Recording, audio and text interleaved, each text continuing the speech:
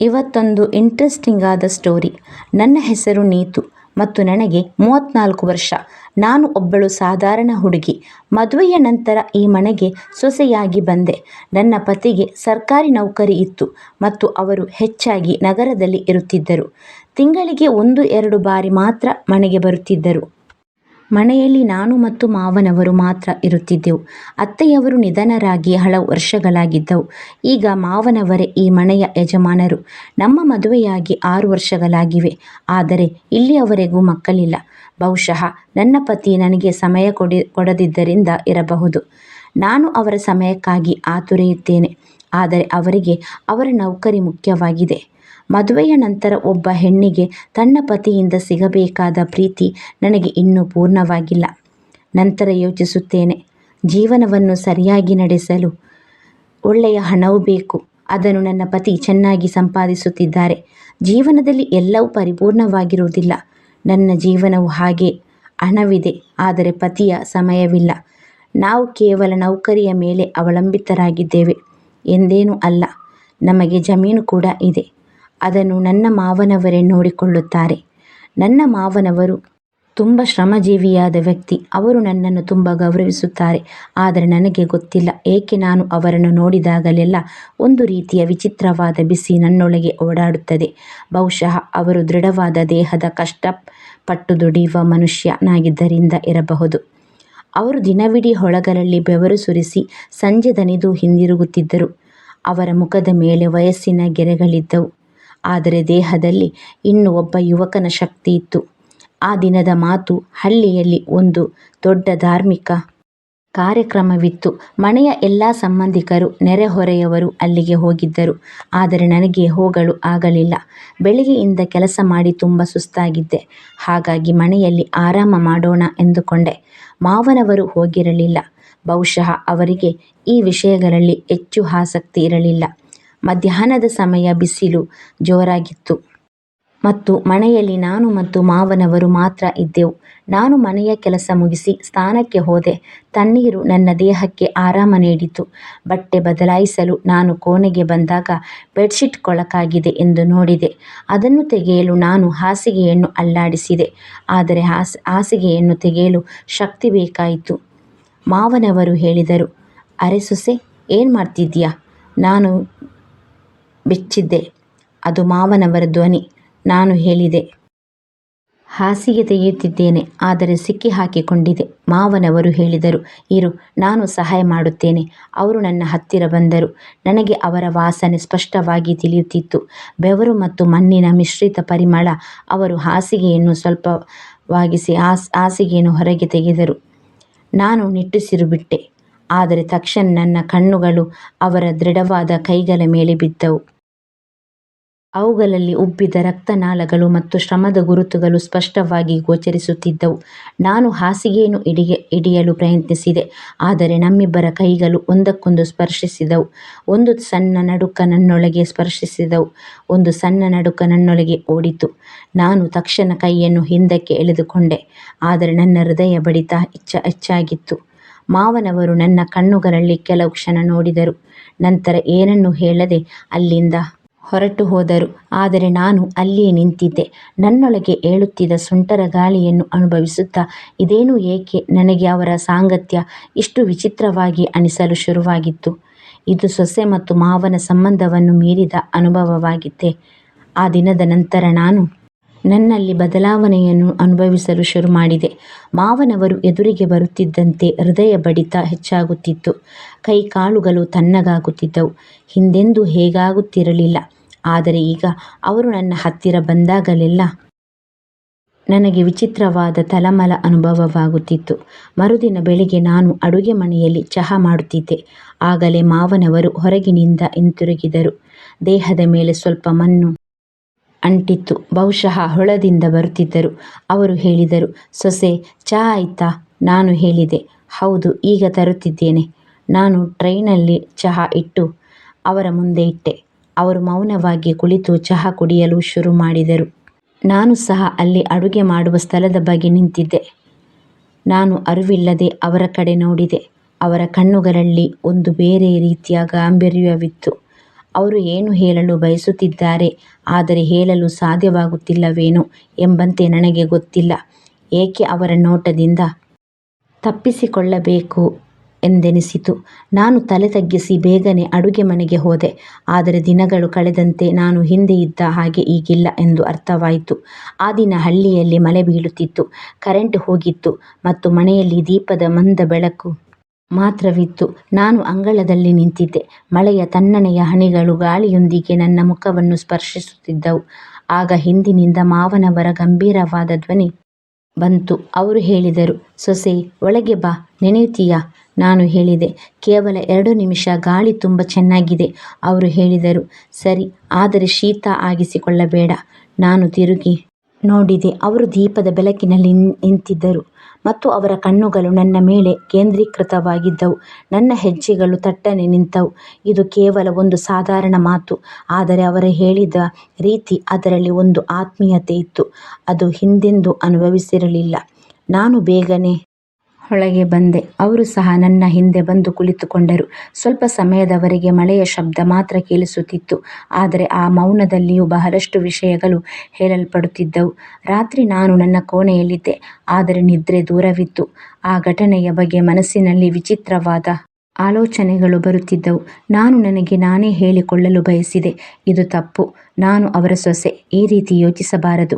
ಆದರೆ ನಾನು ಆ ಆಲೋಚನೆಗಳಿಂದ ಎಷ್ಟು ದೂರ ಹೋಗಲು ಪ್ರಯತ್ನಿಸಿದೆನೋ ಅಷ್ಟೇ ನಾನು ಅವರ ಬಗ್ಗೆ ಯೋಚಿಸುತ್ತಾ ಹೋದೆ. ಆ ದಿನದ ನಂತರ ಎಲ್ಲವೂ ಮೊದಲಿನಂತೆಯೇ ಇತ್ತು, ಆದರೂ ಎಲ್ಲವೂ ಬದಲಾಗಿತ್ತು. ಪ್ರತಿದಿನ ಅದೇ ಕೆಲಸ ಮಾಡುತ್ತಿದ್ದೆ. ಅಡುಗೆ ಮನೆ ನೋಡಿಕೊಳ್ಳುವುದು, ಅಡುಗೆ ಮಾಡುವುದು, ಮನೆ ಸ್ವಚ್ಛ ಮಾಡುವುದು. ಆದರೆ ಮನಸ್ಸು ಬೇರೆಲ್ಲೋ ಸಿಕ್ಕಿ ಹಾಕಿಕೊಂಡಿತ್ತು. ಮಾವನವರು ಮೊದಲಿನಂತೆಯೇ ಇದ್ದರು, ಆದರೆ ನನ್ನ ಕಣ್ಣುಗಳು ಈಗ ಅವರನ್ನು ಬೇರೆ ರೀತಿಯಲ್ಲಿ ನೋಡಲು ಶುರು ಮಾಡಿದವು. ಆ ಸಂಜೆ ನಾನು ಮನೆಯ ಅಂಗಳದಲ್ಲಿ ಕುಳಿತಿದ್ದೆ. ಗಾಳಿ ತಣ್ಣಗಿತ್ತು, ಆದರೆ ನನ್ನೊಳಗೆ ವಿಚಿತ್ರವಾದ ಬಿಸಿ ಇತ್ತು. ಆಗಲೇ ಮಾವನವರು ಹೊಲದಿಂದ ಹಿಂತಿರುಗಿದರು. ಅವರು ಹೇಳಿದರು, ಸೊಸೆ, ಇಂದು ತುಂಬ ದಣಿದಿದ್ದೇನೆ, ಈಗ ವಯಸ್ಸಾಯಿತು ಅನಿಸುತ್ತೆ. ನಾನು ಹೇಳಿದೆ, ಇನ್ನು ನೀವು ಯುವಕರಿಗಿಂತ ಹೆಚ್ಚು ಶಕ್ತಿ ಹೊಂದಿದ್ದೀರಿ. ನನ್ನ ಬಾಯಿಂದ ಇದೇನು ಹೊರಬಂತು? ನಾನೇ ಆಶ್ಚರ್ಯಚಕಿತಳಾದೆ. ಮಾವನವರು ನನ್ನ ಕಡೆ ನೋಡಿದರು.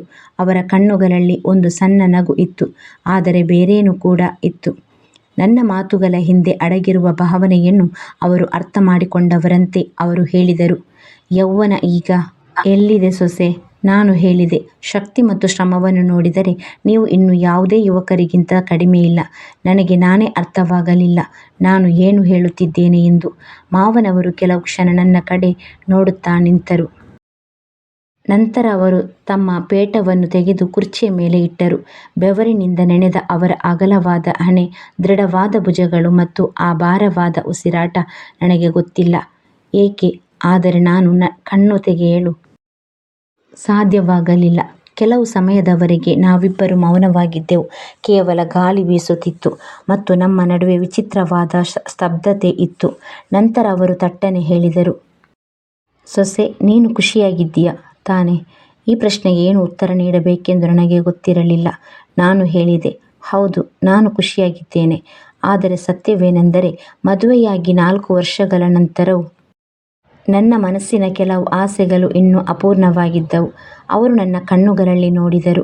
ನನ್ನ ಸುಳ್ಳು ಹೌದು ಅನ್ನು ಅವರು ಗುರುತಿಸಿದವರಂತೆ. ಆದರೆ ಅವರು ಏನನ್ನೂ ಹೇಳಲಿಲ್ಲ.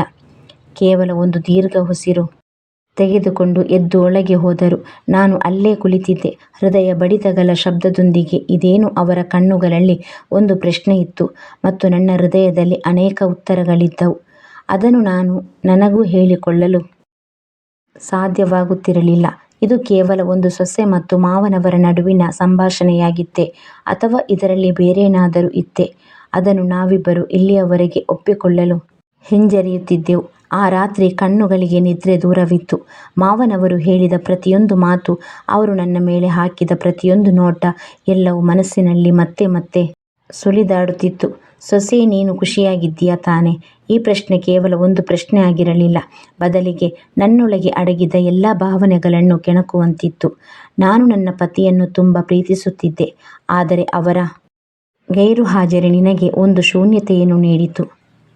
ಮಾವನವರು ಇದೇ ರೀತಿ ಅನುಭವಿಸುತ್ತಿದ್ದರೆ ಮರುದಿನ ಬೆಳಿಗ್ಗೆ ಎಲ್ಲವೂ ಸಾಮಾನ್ಯವಾಗಿದ್ದವು. ನಾನು ಅಡುಗೆ ಮನೆಯಲ್ಲಿ ಕೆಲಸ ಮಾಡುತ್ತಿದ್ದೆ ಮತ್ತು ಮಾವನವರು ವೃತ್ತಪತ್ರಿಕೆ ಓದುತ್ತಿದ್ದರು. ಅವರು ಹೇಳಿದರು, ಇಂದು ಹವಾಮಾನ ಚೆನ್ನಾಗಿದೆ ಅನಿಸುತ್ತೆ, ಹೊಳಕ್ಕೆ ಹೋಗುತ್ತೀಯಾ? ನಾನು ಹೇಳಿದೆ, ನಾನು ಹೊಳಕ್ಕೆ. ಅವರು ಲಘು ನಗುವಿನೊಂದಿಗೆ ಹೇಳಿದರು, ಹೌದು. ಯಾವಾಗಲೂ ಮನೆಯಲ್ಲಿ ಇರುತ್ತೀಯಾ? ಹೊರಗೆ ಹೋದರೆ ಚೆನ್ನಾಗಿ ಅನಿಸುತ್ತೆ. ನಾನು ಸ್ವಲ್ಪ ಹಿಂಜರಿದೆ, ಆದರೆ ನಂತರ ತಯಾರಾದೆ. ನಾವು ಹೊಳಕ್ಕೆ ತಲುಪಿದಾಗ ಸುತ್ತಲೂ ಹಚ್ಚ ಹಸಿರಿತ್ತು, ತಣ್ಣನೆಯ ಗಾಳಿ ಬೀಸುತ್ತಿತ್ತು ಮತ್ತು ಮಣ್ಣಿನ ಪರಿಮಳ ಮನಸ್ಸಿಗೆ ಆರಾಮ ನೀಡುತ್ತಿತ್ತು. ಅವರು ಹೇಳಿದರು, ನಿಮಗೆ ಗೊತ್ತೇ, ನಿಮ್ಮ ಅತ್ತೆಯವರಿಗೂ ಇಲ್ಲಿಗೆ ಬರುವುದು ತುಂಬ ಇಷ್ಟವಿತ್ತು. ನಾನು ಹೇಳಿದೆ, ನಿಜವಾಗಿಯೂ. ಅವರು ಲಘುವಾಗಿ ನಕ್ಕರು ಮತ್ತು ಹತ್ತಿರದ ಮರದ ಕೆಳಗೆ ಕುಳಿತುಕೊಂಡರು.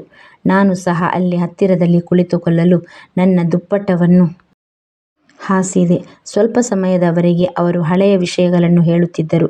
ಹೀಗೆ ಅವರು ತಮ್ಮ ಜೀವನವನ್ನು ಹೊಳಗಳಲ್ಲಿ ಕಳೆದರು.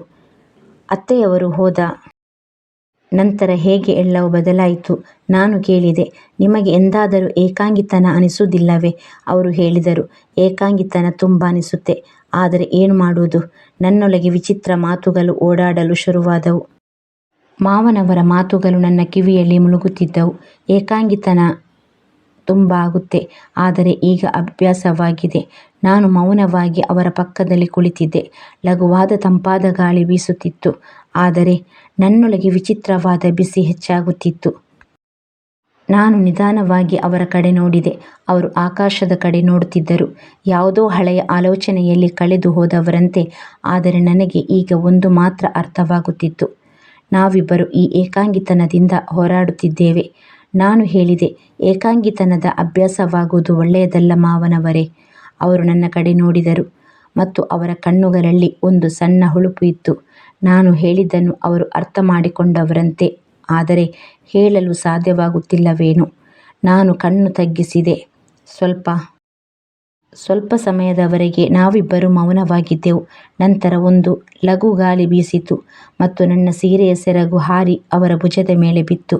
ನಾನು ತಕ್ಷಣ ಅದನ್ನು ಹಿಡಿಯಲು ಪ್ರಯತ್ನಿಸಿದೆ, ಆದರೆ ನನ್ನ ಬೆರಳುಗಳು ಅವರ ಬೆರಳುಗಳಿಗೆ ತಾಕಿದವು. ಒಂದು ಕ್ಷಣಕ್ಕೆ ಎಲ್ಲವೂ ನಿಂತಿತ್ತು. ನಾವಿಬ್ಬರೂ ಒಬ್ಬರ ಕಣ್ಣಲ್ಲಿ ಒಬ್ಬರು ನೋಡಿದೆವು. ಅವರ ಕಣ್ಣುಗಳು ಸ್ಥಿರವಾಗಿದ್ದವು ಮತ್ತು ನನ್ನ ಉಸಿರಾಟ ವೇಗವಾಗುತ್ತಿತ್ತು. ನಾನು ಬೇಗನೆ ಸೆರಗನ್ನು ಎಳೆದುಕೊಂಡೆ, ಆದರೆ ಅವರ ಕಣ್ಣುಗಳಲ್ಲಿ ಏನೋ ಇತ್ತು, ಅದರಿಂದ ನಾನು ತಪ್ಪಿಸಿಕೊಳ್ಳಲು ಸಾಧ್ಯವಾಗುತ್ತಿರಲಿಲ್ಲ. ಹೇಳಬೇಕಾಗಿದ್ದು ಮಾತನಾಡದೆ ಉಳಿದು ಹೋಯಿತು. ಅವರು ಎದ್ದು ನಿಂತರು ಮತ್ತು ಲಘು ಧ್ವನಿಯಲ್ಲಿ ಹೇಳಿದರು, ಸೊಸೆ, ನಾವು ಈಗ ಮನೆಗೆ ಹೋಗೋಣ. ನಾನು ತಲೆ ಅಲ್ಲಾಡಿಸಿದೆ, ಆದರೆ ನನ್ನ ಹೃದಯದಲ್ಲಿ ಸುಂಟರ ಗಾಳಿ ಎದ್ದಿತು. ಇದು ಕೇವಲ ಒಂದು ಕ್ಷಣದ ವಿಷಯವಾಗಿತ್ತೇ, ಅಥವಾ ನಮ್ಮ ನಡುವೆ ನಿಜವಾಗಿಯೂ ಏನಾದರೂ ಇತ್ತೇ? ಅದನ್ನು ನಾವಿಬ್ಬರೂ ಅರ್ಥ ಮಾಡಿಕೊಳ್ಳುತ್ತಿದ್ದೆವು, ಆದರೆ ಒಪ್ಪಿಕೊಳ್ಳುತ್ತಿರಲಿಲ್ಲವೇ?